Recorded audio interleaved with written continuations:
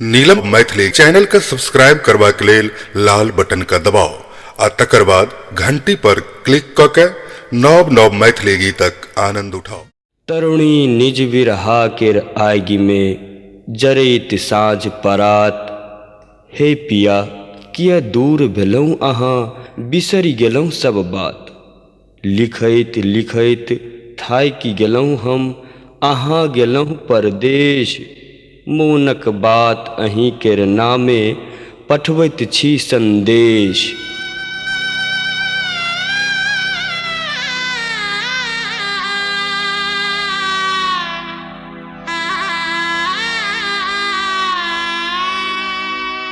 कहिया बिधुन चिट्ठी लिखधुन, बैसल किया परदेस।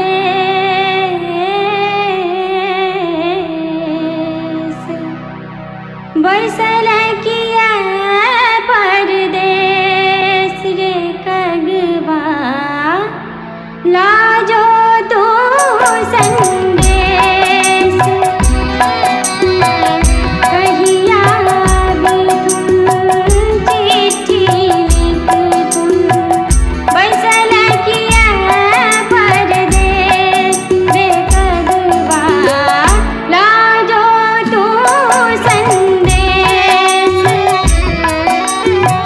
कहिया बिधुन चिट्ठी लिखधुन, बैसल किया परदेस रे कगवा, लाजो तो संदेश।